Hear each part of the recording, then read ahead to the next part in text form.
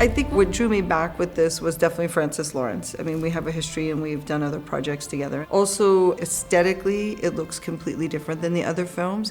We had a lot of conversations about what the overall look should be, how we should portray all these characters, and how would we show the time difference from it being so much further in the past than the last. We are telling almost a period piece to the previous Hunger Games films, right? So you want some sort of future elements, but you want to feel like it's in the past. You know, I discussed that with Trish, and then Trish was able to sort of go for that look, which was really fun, to create that almost 40s, 50s feel, but with a slight sort of future twinge to it. I did a lot of research on 1940s and early 50s, looking at what men's suiting was like, what women's dresses were like, and then we exaggerated it a bit, just giving each thing a little bit of a twist so we weren't really tied to a specific time period.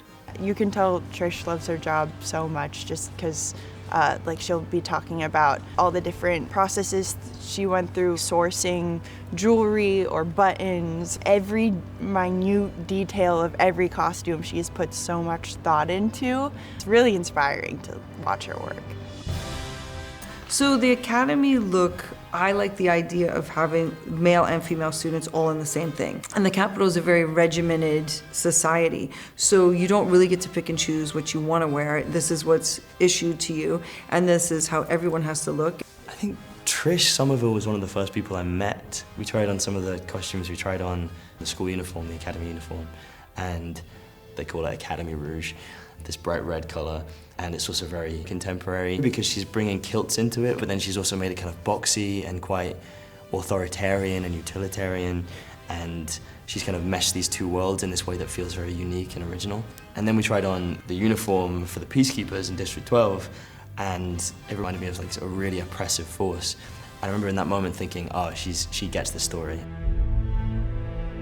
The rainbow dress. For me, that was probably one of the hardest costumes to design because of the title of the rainbow dress and all it has to do throughout the film. When you're a costume designer and you're given the task that your protagonist is going to spend a good part of the movie in a rainbow dress with ruffles, you know, there are a lot of ways to go wrong.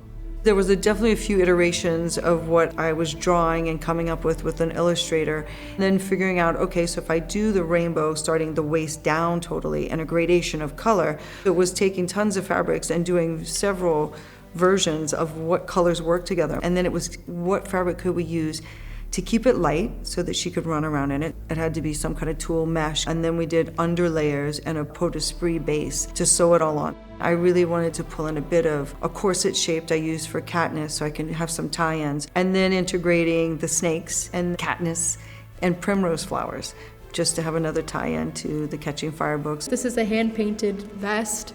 There's so much detail that went into it.